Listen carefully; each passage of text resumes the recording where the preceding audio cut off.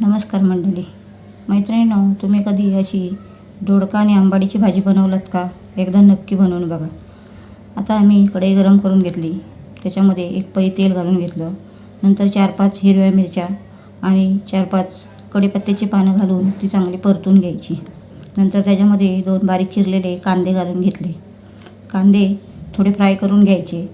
नंतर ह्याच्यामध्ये जी आंबाडी सुकट मी स्वच्छ करून ठेवली ती घालून घेणार आहे. सुकट आणि कांदा हळद घालून थोडा वेळ 1 ते 2 मिनटं अशी परतून घ्यायची, जेणेकरून सुकटीचा उग्रपणा जो असतो तो निघून जातो. आता ही सुकट घातल्यानंतर मी चांगली परतून घेणार आहे. ह्याच्यामध्ये चवीनुसार मीठ आणि अर्धा चमचा हळद घालून घ्यायची आणि 1-2 ते 3 मिनटं ही सुकट चांगली भाजून घ्यायची ह्या फोडणीमध्ये. अशी भाजल्यामुळे ह्या भाजीला खूप छान चांगली चव येते.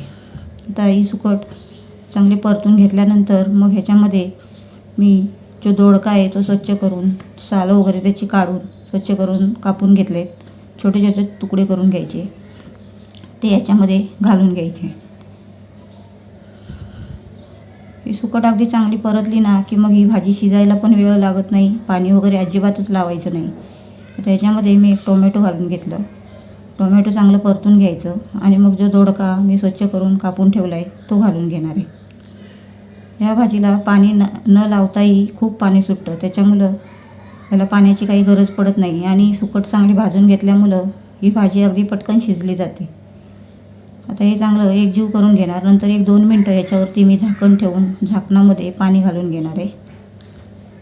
वाफेवरती ही भाजी खूप चांगल्या प्रकारे आणि अगदी 2 मिनटामध्ये चांगली शिजते.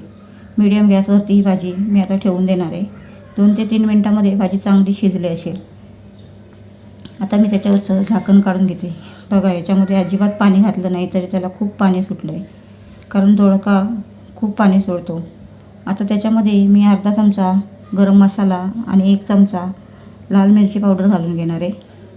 लाल मिरची पावडर तुम्ही तुमच्या चवीनुसार घालून घ्या, कारण काही ह्याच्यामध्ये हिरव्या मिरच्याही आहेत.